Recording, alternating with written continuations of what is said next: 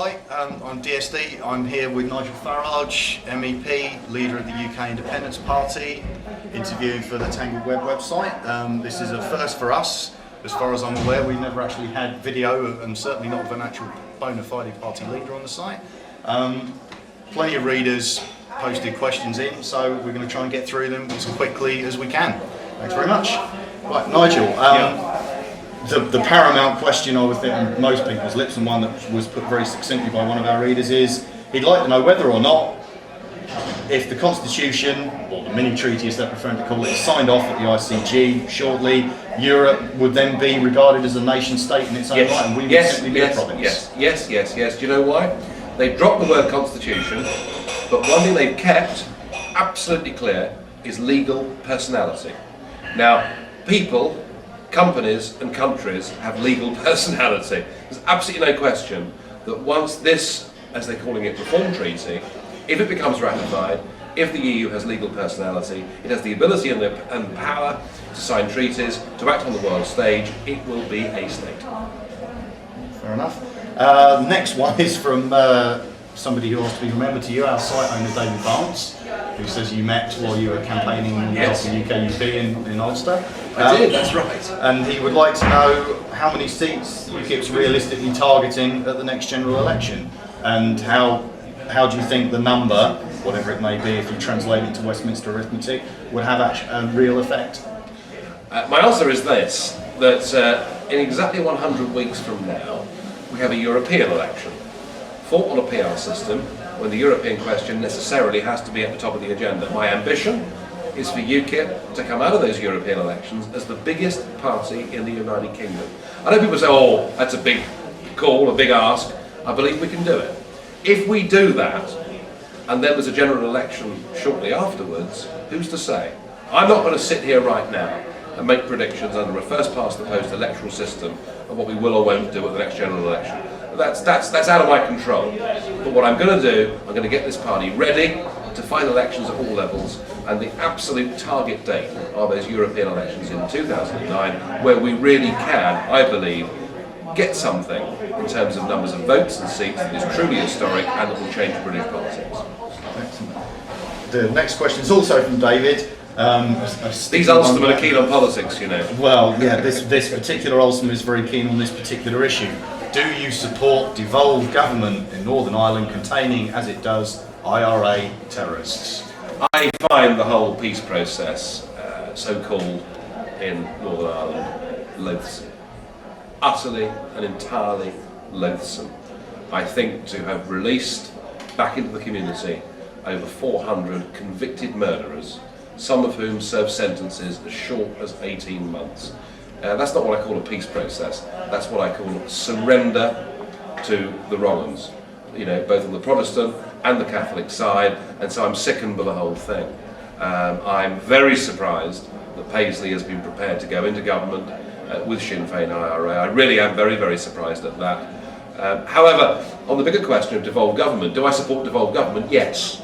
I want devolution of powers in this country. I don't just want independence back for the UK from Brussels. I want to see more independence at local authority level. I want to see more county councils having power. I'm perfectly prepared to accept, you know, that Scotland and Wales need to have some form of assembly, but why have another layer of politicians in Ulster, in Scotland, in Wales? Why not get the MPs to do the work of dealing with devolved government, whilst at the same time the English MPs can sit in Westminster and deal with English-only questions? Which was, in fact, the next question. Now, the next one I'm sure you've heard many times.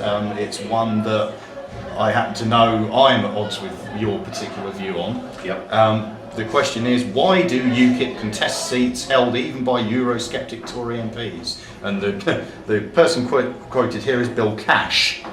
Now, I know that perhaps the questioner isn't aware of your view on the matter. Let's just get some terminology right here. You know, Eurosceptic. The word sceptic means inclined to doubt. I'm not a Eurosceptic. I've never have been a Eurosceptic. I'm not doubtful. I'm absolutely certain. So the Eurosceptics, pure and simple, have actually done more harm to the debate than good by muddying the waters, by pretending that somehow we can reform it, bend it, shape it any way we want to, and get a different EU. That ain't going to happen. It's completely impossible, nonsense. So I think the Eurosceptics must be opposed by us because they're offering a completely false vision of what can happen. However, one thing has changed since the Maastricht Rebellion. There are in the Conservative Party one or two, and it literally is a handful, of younger MPs who've gone into the House not caring whether they get promoted, not caring whether they're going to have ministerial careers, but have literally nailed their colours to the mast and said they want Britain to withdraw from the European Union.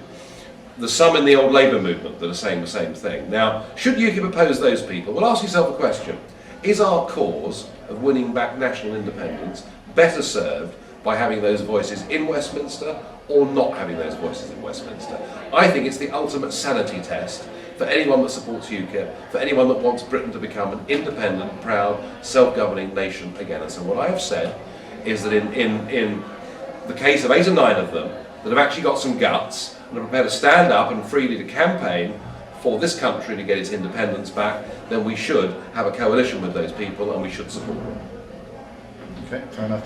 Would you say that the criteria for, how can I put this, because we know how we all trust our politicians so completely, Yeah. for accepting that they really mean it would be that they've signed up to Better Off Out? Well, no, it's not just that. I mean, be careful. Look at the way I worded this. I said they had to be signed up to Better Off Out and to have shown a clear and consistent record of speaking out against party line, of being prepared to do themselves down in terms of their own career, and speaking out and saying what is right. So, I mean, I have qualified that. Yeah, okay, that's all right. Okay, the next question is a little bit lengthier, so I'll try and praise it if I can. Basically, it's a question about the apathy party. Yeah. How do we get people, as a political party, how does UKIP get people to go out and vote for a party who they feel doesn't have a chance of winning? How do they feel like voting UKIP makes a difference? What will you do to achieve that? Even when we had real politics, when we had the 79 general election, Thatcher against Callaghan, a real clash of ideologies and cultures. One, yes. I mean, real politics, and we were still governing ourselves best part in those days. Even then, there was 20% that didn't vote. All right, so let's assume that 20% are apathetic and won't vote, no matter what we do, what we say. However, there's another 20% that don't vote now over the course of the last 25 years, and it's a huge mistake to say they're not voting out of apathy. It is not apathy, it is antipathy. They are not voting because they think that all 3 parties are a bunch of, bleep, bleep, bleep, bleep, bleep. Exactly. Absolute cads and rotters and bounders and all the rest of it. And that 20% are people who have political views, have ideas, and they're probably the best potential marketplace for UKIP to get votes of anybody. Well, I tend to agree. I'll sum this one up in 2 words. Kilroy Silk. Yes. Who's he? I forgot about him. The questioner would like to know, do you feel on balance that Kilroy Silk was a plus or a minus? Well, it's a bit UKIP? like that question that was asked of Churchill when he was 85 or so, and someone asked him, they said, well, Winston, if you hadn't drunk so much through your life, perhaps you could have achieved more. And Churchill replied by saying, I have taken more out of alcohol than it's taken out of me. And the UK Independence Party, with that massive boost in publicity, with the number of seats that we won, despite the trauma, and it was a trauma, that we went through afterwards, we've taken far more out of Robert Kilroy Silk than he's taken out of us. And the difference after Robert Kilroy Silk in that election is down in the local pub, if you mention the name UKIP, people know what it's about. Okay. Now this question is from someone who is obviously a studier of the party that would like to become Britain's 4th party rather than UKIP, and he would like to know what your opinion of Nick Griffin's statement that Islam is a vicious, wicked faith, and I'm quoting directly here, the terrible mortal enemy of all our fundamental values, and something which unchecked will bring misery and disaster to this country. And what would you say to that speech? Well, or that line? I think we've got to be very clear about this. I get very angry, very upset when we're compared with the BNP, lumped in together by a Guardian columnist, UKIP and the BNP. On almost every single policy, we are miles apart. We are libertarian. We believe in individual choice. They're authoritarian. They believe in the state. We're free trade. We think globalisation is happening and we must embrace it. They believe in some sort of 1930s style of protectionism. We are a non-racist, non-sectarian political party, as evidenced by the fact we've got a Hindu standing for us in the Ealing Southall by-election, not something that would happen in Mr Griffin's party. And I don't think it's necessarily helpful or useful for me to heap abuse on Nick Griffin or what he says. I would just say to you, these are two entirely and completely different parties. I have huge concerns about the multicultural agenda. I think it's been a massive mistake. I think we should have got, I think you can be multiracial and unicultural, but to have promoted multiculturalism the way that we have, to have Sharia compliant police units, to have swimming pools in Leicester where males and females have to bathe separately for fear of offending Muslims, all of that is madness. But we should deal with this with cool, sensible, rational arguments, and not through the language of. As you said, UKIP, you consider UKIP to be a libertarian party, and I had a question from a gentleman who styles himself the cynical libertarian. Right. When he comments on our website, and he said, and his question is very simple: why should a libertarian vote for UKIP? Because we're the only party that believes genuinely, absolutely, in the liberty of the individual. We're the only party that would say we must repeal the hunting ban. We're the only party steadfastly opposed to this crackpot idea that we can't smoke in a local pub. I mean, we're the only party that believes that the state should not be meddling in our lives. We are opposed in principle to the very idea of ID cards, let alone the database that goes with it, and we are a genuinely libertarian party. The one criticism of UKIP that comes from libertarians is they say that true libertarians have no difficulty with immigration. And I often get this from libertarians, and I would take them all the way back to Milton Friedman.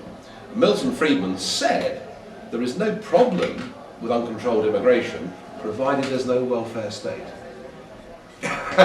You see, and of course that's not the position that we've got today. So that's the one area where perhaps libertarians can argue with us, though I think the Milton Friedman answer is perhaps the right one. But my goodness me, you know, this Labour government has been progressively eroding our freedoms, eroding our liberties, and there is no opposition coming from the Conservatives, no opposition coming from the Liberals.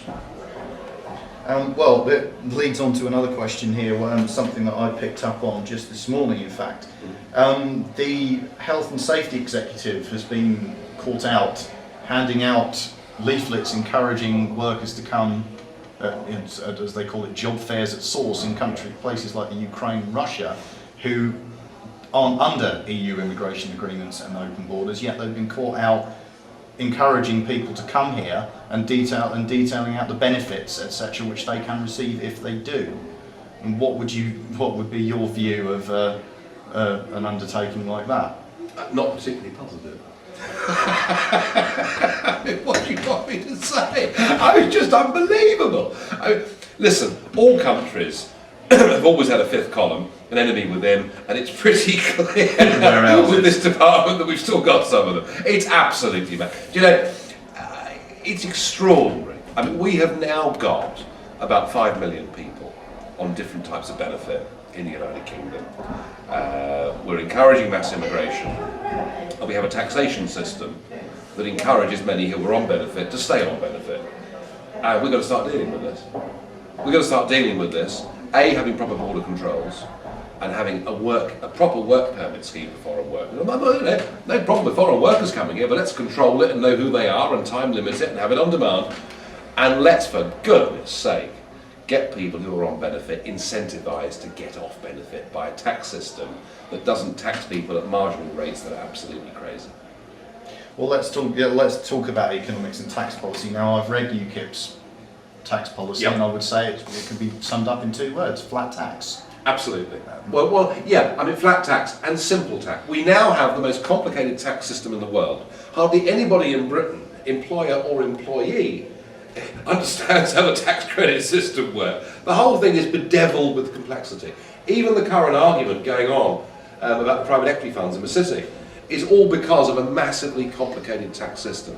What we're proposing is a situation where everybody's tax return is able to be put on one side of A4, where we have a system that incentivises those on benefits to get off benefits and allows people who do well in business not to be penalised. It just makes sense. I know it's difficult to compare us with Estonia and countries like that because we're so many more years ahead of them, but all the evidence is that where you flatten taxes, where you simplify taxes and where you lower taxes, the tax take goes up, not down. And I want Britain to be competitive, and I want, because my view is a global view and a free trade view, I want London to become the Switzerland of the world. Let's be the place where all the hot money around the world, the money that moves back and forth the whole time, let's make London, let's make the UK the place that money wants to come to. And we'll only do that by being attractive and by being competitive. Okay. Well, you were talking about globalisation, you talked about it a lot in your speech earlier as well.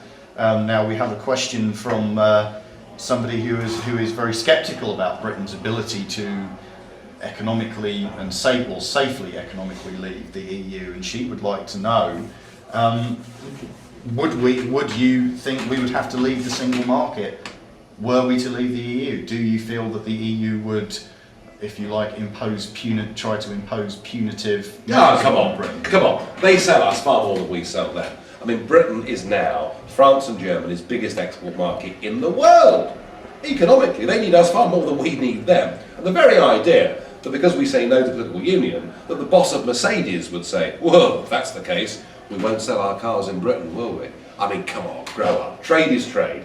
Trade is trade. Trade is all about products and prices and demand. It is absolute nonsense to think that. And frankly, the single market has been just about the biggest con in the whole of this common market con that we've been going through since 1973. The idea that you need to be in political union to be part of a single market, to buy and sell goods from each other, is utterly disproved by the Swiss, who have a series of sectoral bilateral trade agreements and are able to negotiate their own trade agreements around the rest of the globe. So for goodness sake, let's have a trade deal with the EU and let's open ourselves up to being able to negotiate trade deals with the rest of the world. This is the 21st century. You can moan about globalisation, but it is happening. And there are two ways of dealing with it. One is the European Union way, which is like the ostrich, to stick your head in the sand, pretend it's not happening, and have bra wars and shoe wars and all the rest of it. And the idea of Mandelson in charge of bra wars has always amused me, but never mind.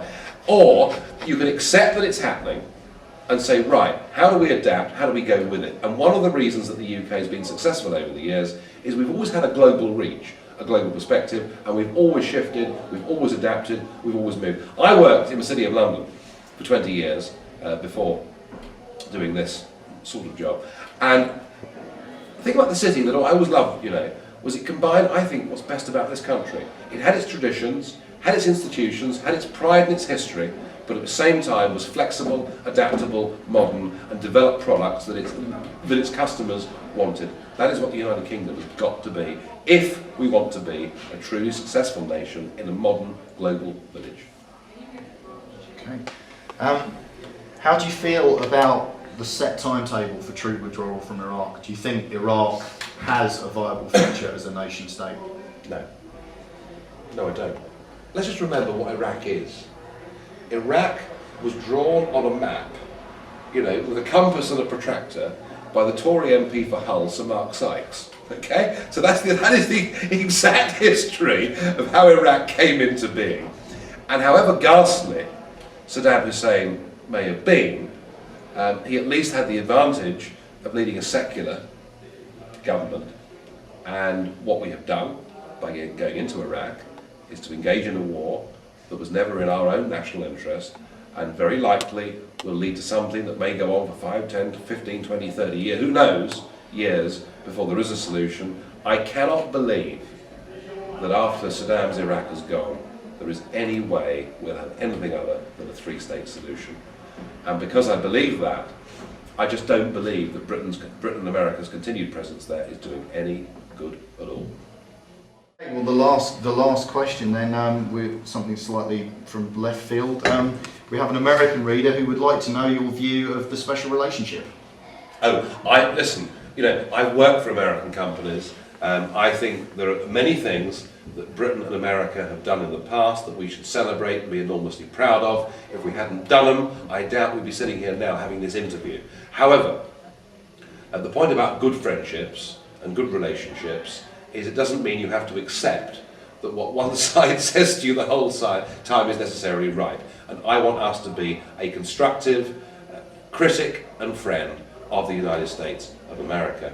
And what I see emerging in the European Union is an idea that somehow in Europe we have to become big enough to compete with America and take America on. And far from promoting peace, that sort of thing in the past, if you look back through history, actually promotes huge wars. And that is why an independent Britain that has a good relationship with the USA and maintains good relations with the European Union could in fact be a very useful and a very helpful broker for peace in the long term. Okay, right. All right? Yeah, that's excellent. Good. Nigel, thank you very much Smashing. indeed for your All right. time. Good I'm stuff. Not a sure- problem.